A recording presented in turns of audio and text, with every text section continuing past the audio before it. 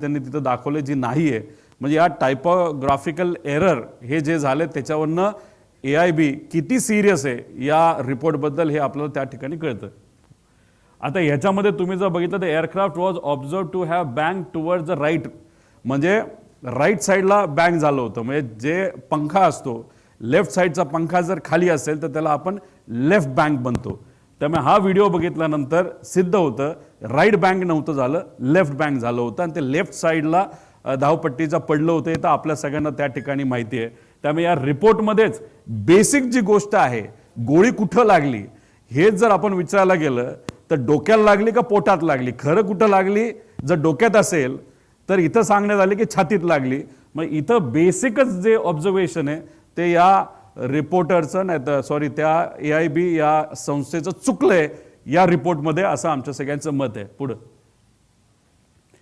त्याच्यानंतर इथं रिपोर्टमध्ये तुम्ही बघितलं असेल चर्चा एका झाडाची आहे. रिपोर्टमध्ये झाडे सांगितलेत, म्हणजे ट्रीज सांगितलेत.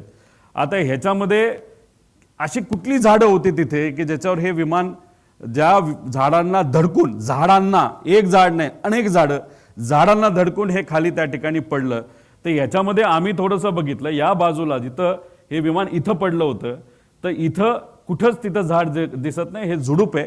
पण या झुडपाला काही विमान तिथं टच सुद्धा झालं नव्हतं. त्यानंतर हे तुम्हाला दिसलं, पुढे घ्या पुढे घ्या. आता हे माऊली रायते म्हणून लोकल चांगले तिथले पत्रकार आहे, त्यांनी अख्खा रिपोर्ट आहे, मोठा आहे, मी ते तेवढा वेळ तुमचा घेणार नाही. पण याच्यामध्ये आपण जर बघितलं तर हा व्हिडिओ आम्ही काढलाय, तिथे हे झुडपं सोडली पण ही झुडपाची हाईट आणि विमान पडल्याची हाईट ही मॅच त्या ठिकाणी कुठंच होत नाही. त्यामुळे रिपोर्टमध्ये झाडांना धडकलं इथंच या AIBचं चूक त्या ठिकाणी झालेलं आहे. मग रिपोर्ट द्यायचा म्हणून रिपोर्ट दिला का कुठंतरी झाडांवर जबाबदारी ढकलून द्यायची, असा कुठंतरी केवळवाना प्रयत्न AIB कडनं झाला असं आपल्याला म्हणावं लागेल. पुढे घ्या पुढे. आता दुसरं तिथं असणाऱ्या काही लोकांशी बोलल्यानंतर हे खरं खोटं हे इन्व्हेस्टिगेशन, क्रिमिनल इन्व्हेस्टिगेशन म्हणजे CID ला विचारावं लागेल नाही तर CIB ला. काही लोकांचं असं मत आहे की विमानतळाची रेकी करण्यासाठी ऍक्सिडेंटच्या आधी काही तिथं लोक आली होती असं लोकांचं मत आहे. ह्याचं क्रिमिनल इन्व्हेस्टिगेशन करायची जरूरत आहे. हे त्या CID आणि CBI करावं, याच्यात थोडंसं लक्ष घालावं असं आमचं मत आहे. आता ह्याच्यामध्ये 2023ला जो मुंबईला ऍक्सिडेंट झाला होता लेअर जेटचा, ते सुद्धा VSR कंपनीचं, त्याच्यामध्ये इन्व्हेस्टिगेशन टीममध्ये Shri K. Ramachandran assistant director हे लिहिलं होतं आणि मग त्यानंतर इन्व्हेस्टिगेटर कोण आहे तर हे लिहिलं, हे झालं 23चं. मग आता कालचा जो अजितदादांचा रिपोर्ट आलाय त्याच्यामध्ये कुठल्या इन्व्हेस्टिगेटरचं नाव लिहिलंय का तर नाव लिहिलेलं नाही. कदाचित इन्व्हेस्टिगेटरच घाबरले असतील. याच्यात मॅन्युप्युलेशन, कागदपत्राची हेराफेरी आणि याच्यामध्ये इतक्या गोष्टी होणार आहे तर नावच देऊ नका, म्हणजे उद्या जाऊन कुणी त्या लोकांवर आक्षेप घेणार नाही, अशी कदाचित त्या ठिकाणी भूमिका असावी.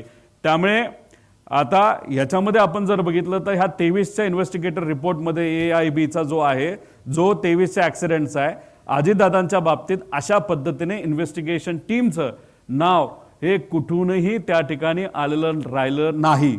आणि आम्हाला जे कळालं 23ला जो ॲक्सिडेंट झाला होता VK सिंकली स्वतःच्या प्रायव्हेटच्या ट्रकमध्ये, सगळं जे 23चं जे विमान आहे जे मुंबईत पडलं होतं, ब्लॅक बॉक्सपासून सगळं हे स्वतः हाताळून दिल्लीला नेलं होतं असं आम्हाला तिथं कळालेलं आहे.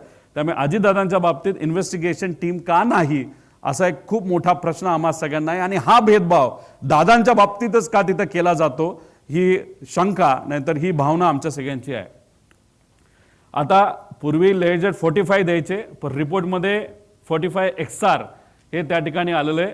म्हणजे पूर्वी ते चुकत होते आणि आम्ही जे सांगत होते बरोबर होतं, आता कुठेतरी सिद्ध होतं. पुढे आता याच्यामध्ये तुम्ही म्हणाल AIB म्हणजे खूप मस्त बॉडी आहे, चांगली बॉडी आहे, इन्व्हेस्टिगेशन तिथं चालू आहे. पण या इन्व्हेस्टिगेशनचं सोल ऑब्जेक्टिव्ह म्हणजे ध्येय काय असतं की उद्या कुठला अशा प्रकारचा ॲक्सिडेंट होऊ नये, एवढंच त्याच्यामध्ये त्या ठिकाणी ध्येय असतं. त्याच्यामध्ये sole objective of the investigation of the accident shall be in prevention of accident and incidents and not to apportion blame or liability. आम्ही इथं काय म्हणतोय, क्रिमिनल लायबिलिटी कोणाची, कुणी घडवलं, कसं झालं, ही आमच्या सगळ्यांची मागणी आहे.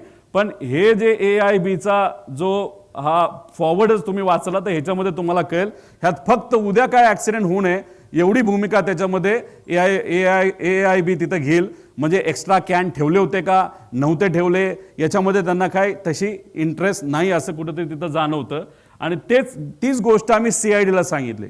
CIDचं जर तुम्ही प्रेस कॉन्फरन्स बघितले असेल, योग्य दिशेने तपास चाललाय, कुठलाही प्रश्न विचारला योग्य दिशेने तपास चालू आहे. अधिकाऱ्यांबद्दल मला काय बोलायचं नाही, पण तीच स्टेप योग्य दिशेने. अरे पण योग्य दिशेने काय, तर हा प्रश्न आम्ही केल्यानंतर ते म्हणाले AIBचा रिपोर्ट आल्यानंतर मग आम्ही इन्व्हेस्टिगेशन खोलात जाऊन त्याच्यामध्ये करणार आहोत.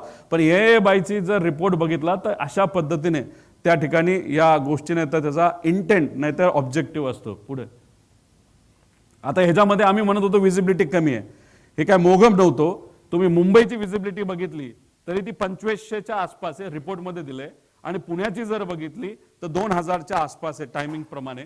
आणि हाच मुद्दा आम्ही त्या ठिकाणी घेतला होता. आणि ह्याच्यात जर आपण बघितलं तर इथं विजिबिलिटी मनोज पवार जो ॲरोचा, आता ॲरोवर आम्ही FIR करा का सांगतोय, कारण का ॲरोमध्ये असणारा जो कोणी हा मनोज पवार आहे जो कोणी, तो म्हणतो captain checking visibility at Baramati 7:03 all okay sir, म्हणजे everything is okay, visibility is fine.